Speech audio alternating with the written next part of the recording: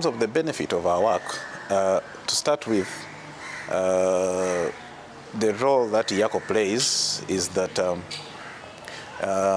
it promotes the development of the ICT sector through harmonization of policy, legal and regulatory frameworks within the region. So whatever we have as a region, we need to work as a team, not in silos as different partner states, and that's why EACO was formed. So the element of harmonization is emphasized, and in the earlier composition of working groups that I talked about, we look at areas that are common in nature that we need to harmonize. In terms of, for example, guidelines, policy frameworks, and regulatory frameworks that we come up with, we actually call them model frameworks. So they help shape the progress in those different subsectors that have been earmarked. So for countries, for example, that already have similar national frameworks, we definitely benchmark with them as we are coming up with the regional frameworks, guidelines and policies. We benchmark with the national documents that have been developed, and then with regional and international, and get best practices that we use to develop our model policy, legal and regulatory frameworks that can be used to extend the services to our people. When we look at our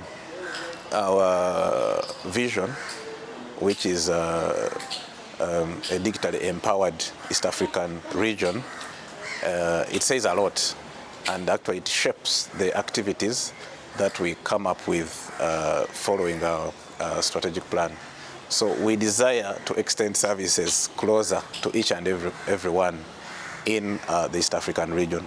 So all the interventions that we come up in different working groups are aimed at extending services closer to the people.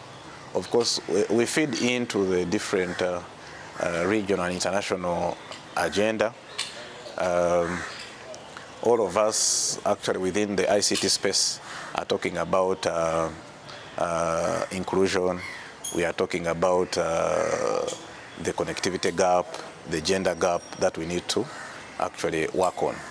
We are looking at a great number of people that are not connected, of which we know majority of these are in the least developed countries and specifically sub-Saharan Africa.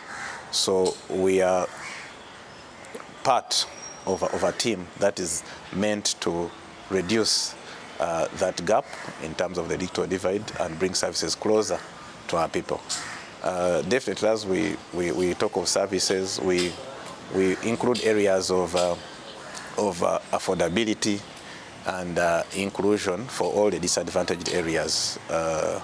We are well aware that maybe possibly these include the people with disabilities, the youth, and the women.